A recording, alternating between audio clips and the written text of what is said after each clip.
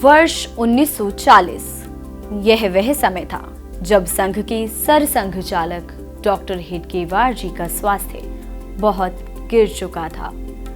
वे अस्वस्थ रहने लगे थे। 4 जून को डॉक्टर हेडगेवार जी ने बड़े प्रयत्न से एक संक्षिप्त भाषण दिया और स्वयंसेवकों को संबोधित किया। यह उनका अंतिम भाषण था। आइए सुनते हैं उस भाषण का एक अंश। मैं नहीं समझता कि मैं इस अवस्था में भी हूँ कि आपको कुछ शब्द कह पाऊँ। जैसा कि आप सब लोग जानते हैं, मैं पिछले 24 दिनों से बिस्तर पर ही हूँ। संघ के नज़रिए से पिछला 1 वर्ष गौरवमय रहा है। आज मैं अपने समक्ष एक लघु हिंदू राष्ट्र के दर्शन कर रहा हूँ। मेरी रुग्णता के कारण मेरे लिए निजी तौर पर आपको जान पाना संभव नहीं है। हालांकि मैं पिछले कई दिनों से नागपुर में ही हूँ।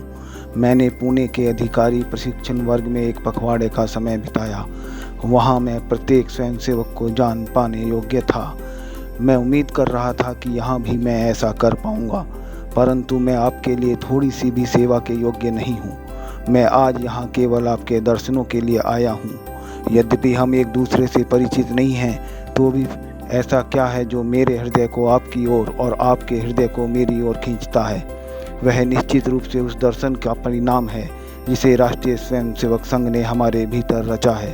भले ही कोई पूर्व संपर्क न रहा हो, स्वयंसेवक बड़ी गर्मजोशी के साथ पहली ही भेंट में एक दूसरे के निकट आ जाते हैं।